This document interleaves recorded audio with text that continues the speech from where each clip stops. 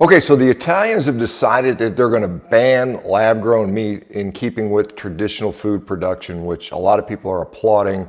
I kind of asked, kind of a social media poll, so to speak, what do you think about that? And a lot of people said, hell yeah, ban that crap. And other people were like, don't go banning foods because they're going to ban something else. And I tend to fall in the latter category. I think it's not something I would eat and would not encourage you to.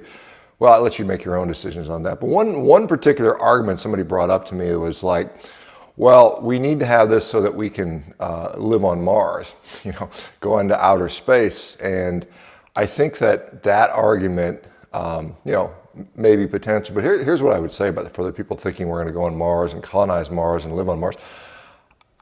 It's unclear that humans could ever even reproduce. You think about how when we have a baby developing in the womb, as an embryo, fetus, and so on and so forth, it depends upon gravitational signals for directionality, so that the cells know which way to migrate. They're depending upon gravity sensing, mechanisms to tell them which way to go. And so, without gravity, without proper gravity, the cells kind of lose their orientation.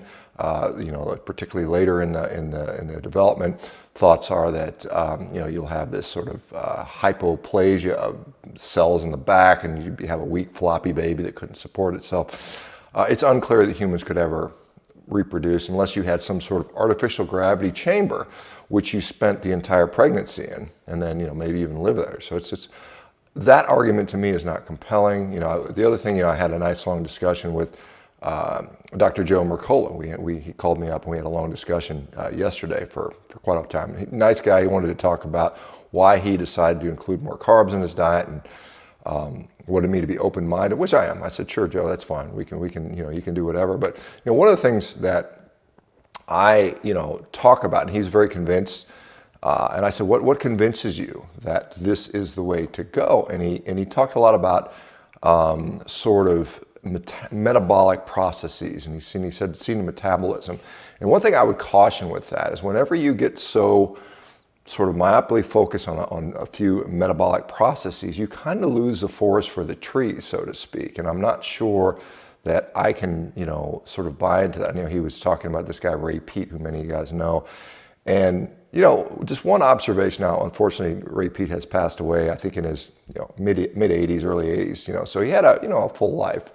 But one thing that somebody pointed out, which I thought was quite interesting, is all of his teeth were decayed and gone. He only had a few teeth left at the time of his death, and so that's just one question mark. What a diet that leads to, or potentially, assuming it's diet, maybe it wasn't, but assuming it's diet, a diet that leads to rotting of your teeth.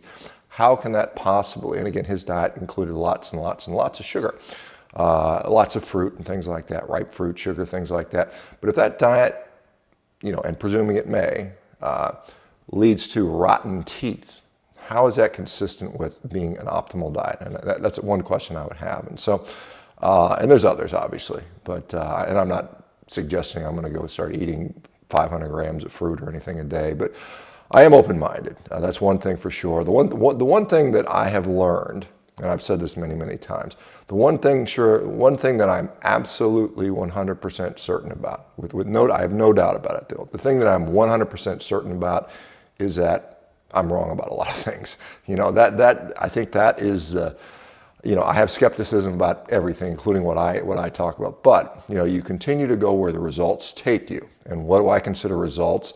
Well, I consider results basically healthy human beings, and that's what you guys, interacting with you guys shows me. This is largely what my beliefs are based upon are results in actual human beings in the real world, and what do we see? And again, I've seen repeatedly with people on carnivorous diets or similar or somewhat carnivorous diets a general improvement in health.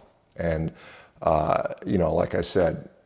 Do I know what diet's going to make me live the longest? No, I don't. I don't think anybody really truly does. Anybody that tells you that, I would be very, very skeptical of. Okay, guys? So just be skeptical of people that tell you they're going to live for 180 years or whatever, or they figured it all out based on some metabolic pathways. Because again, this is stuff that is incredibly complex. It's evolving all the time. People change their mind every 5 years. And to get bought up into something, we see it all the time, the latest supplement based on some metabolic discovery, right? New supplement, people take for 5 years. Some guy makes a lot of money and then they're on to the next thing. And then you don't take it anymore. Think about the supplements you've taken over your lifetime. Are you still taking them, right? Which ones stand up to the test of time? And I think things like creatine, right? Things like, well, where do you get creatine from? Where's creatine come from? Well, it comes from animal meat, red meat, So anyway, just some thoughts for the morning. Do you think we're going to be colonizing Mars? Would you sign up for that? What do you think about lab grown meat?